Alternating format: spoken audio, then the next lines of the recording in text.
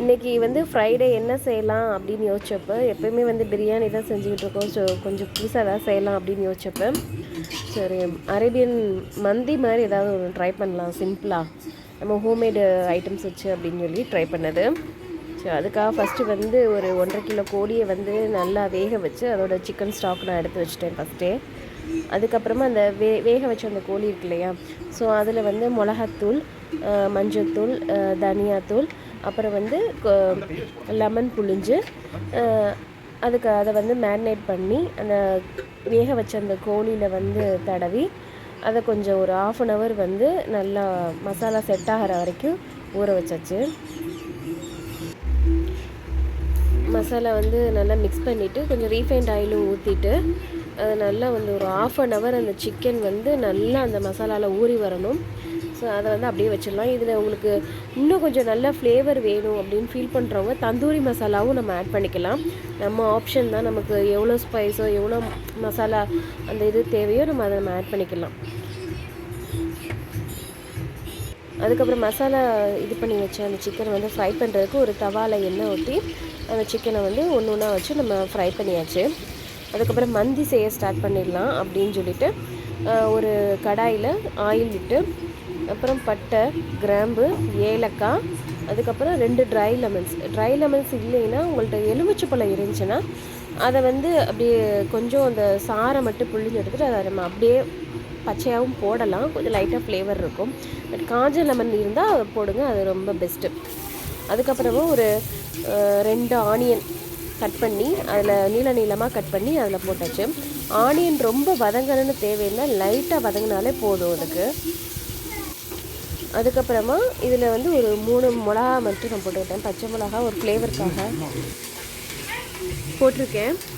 அதுக்கப்புறம் வந்து இதில் கொஞ்சம் லைட்டாக நல்லா ஃப்ரை ஆனதுக்கப்புறம் ஒரு 2 முழு பூண்டை நல்லா வாஷ் பண்ணிவிட்டு கீழே உள்ளதை மட்டும் கொஞ்சம் நறுக்கிட்டு அப்படியே முழு பூண்டை அப்படியே வச்சு வேக வைக்கிற மாதிரி, அதை நம்ம சாப்பிடும்போது அது அப்படியே அந்த பூண்டை வந்து நம்ம நல்லா இது பண்ணி சோத்தில் பிசைஞ்சு சாப்பிடும்போது டேஸ்ட் ரொம்ப சூப்பராக இருக்கும். நீங்கள் இந்த மாதிரி பூண்டை போட்டு ட்ரை பண்ணி பாருங்கள், ரொம்ப நல்லாயிருக்கும். அதுக்கப்புறமா மல்லித்தூள், கொஞ்சோண்டு மஞ்சள் தூள் வந்து ஆப்ஷன் தான், உங்களுக்கு தேவைன்னா போடுங்க, இல்லைன்னா அதை ஸ்கிப் பண்ணிக்கலாம். மல்லித்தூள் மட்டும் நான் ஆட் பண்ணியிருக்கேன். இதில் நீங்கள் வந்து கொஞ்சம் கரம் மசாலாவும் ஆட் பண்ணிக்கோங்க, நல்லாயிருக்கும்.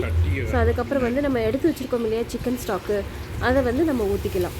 இப்போ நான் வந்து 2 உலக்கு அரிசி எடுத்திருக்கேன். ஸோ அதுக்கு தகுந்த மாதிரி நான் வந்து 3 உலக்கு தண்ணி நான் அதில் சேர்க்க போகிறேன். இப்போ நம்ம வந்து ரைஸ்க்கு தேவையான தண்ணி, உப்பு எல்லாமே நம்ம ஆட் பண்ணியாச்சு. ஸோ அதுக்கப்புறம் வந்து நம்ம ஃப்ரை பண்ண சிக்கனை நம்ம வந்து பார்க்கலாம். சிக்கன் ஒரு பக்கம் நல்லா ஃப்ரை ஆகிட்டுருக்கு. இந்த பக்கெட்டு வந்து நான் வந்து சிக்கன் ஸ்டாக் என்கிட்ட வந்து 2 உலக்கு இருந்துச்சு. ஸோ அதனால் 1 உலக்கு வந்து தண்ணி நான் ஆட் பண்ணிக்கிட்டேன். அதுக்கு அதாவது வந்து 1க்கு 1.5 அப்படிங்கிறத கணக்கு, அந்த ரேஷியோ படி நீங்கள் ஆட் பண்ணிக்கோங்க, கரெக்டாக இருக்கும். இப்போ வந்து ஊற வச்ச அரிசியை நம்ம போட்டுடலாம். நான் இதை ஸ்டார்ட் பண்ணுறதுக்கு முன்னாடி ஒரு 20 நிமிஷம் அரிசியை நான் ஊற வச்சுட்டேன். ஊற வச்சா ரைஸ் நல்லா கொஞ்சம் பெருசாகும். ஸோ அதனால் கொஞ்சம் நீங்கள் ஊற வச்சு போடுங்க. தேவையான அளவு உப்பை நம்ம ஆட் பண்ணிக்கலாம். அதுக்கப்புறம் வந்து ஒரு தம் போடுறதுக்கு ஒரு சார்கோலை வந்து நம்ம எடுத்து நம்ம ஹீட் பண்ணிக்கிடுவோம். அது ஹீட் ஆகட்டும் ஒரு பக்கத்தை.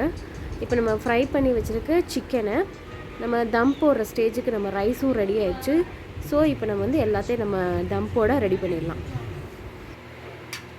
தண்ணி நல்லா இஞ்சி வந்துச்சு, தம்போட ஸ்டேஜ் வந்துச்சு. இப்போ வந்து பாதாமை முந்திரியையும் நெய்யில் வந்து கொஞ்சம் லைட்டாக ரோஸ்ட் பண்ணி எடுத்து வச்சுக்கலாம்.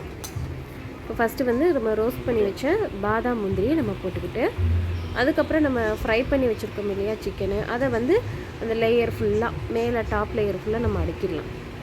எல்லாத்தையுமே அடுக்கிட்டு அதுக்கப்புறம் நம்ம ஹீட் பண்ணியிருக்கோம் இல்லையா அந்த சார்கோல், அது நல்லா கங்காகணும்.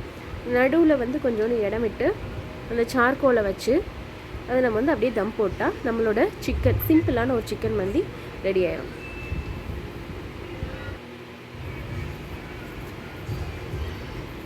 இப்போ நம்ம ஃப்ரை பண்ணி வச்ச எல்லா சிக்கனுமே அடிக்காச்சு. ஸோ ஒரு கிண்ணை வச்சு சார்கோலை நடுவில் வச்சிடலாம்.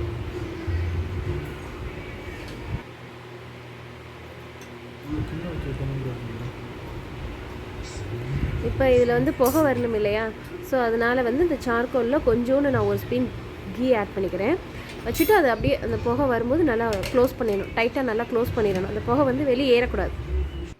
தம் போட்டு 15 மினிட்ஸ் ஆயிடுச்சு. ஸோ இப்போ நம்ம ஓப்பன் பண்ணி பார்க்கலாம்.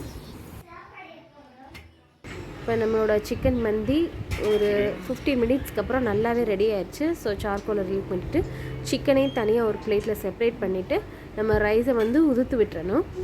ஊற்றி விட்டால் நம்மளோட சுவையான ஒரு சிம்பிளான சிக்கன் மந்தி தயார்.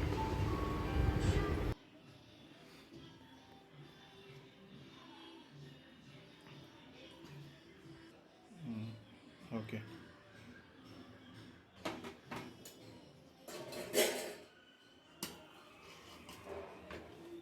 ரைஸ் பார்த்திங்கன்னா உங்களுக்கே தெரியும், பார்க்கும்போதே தெரியுது, அந்த ஒன்றோட ஒன்று ஒட்டாமல் நல்லா உதிரியாகவே நல்லா வந்துருந்துச்சு.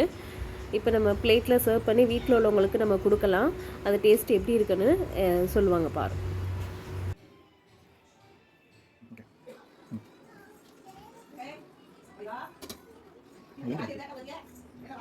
இப்போ இதோட டேஸ்ட் எப்படி இருக்குன்னு எங்கள் மாமி வந்து சாப்பிட்டு இப்போ உங்களுக்கு சொல்லுவாங்க. நீங்களும் இதே மாதிரி ஒரு சிம்பிளாக வீட்டில் ட்ரை பண்ணி பாருங்கள், ஒரு டிஃப்ரெண்ட்டாக இருக்கும்.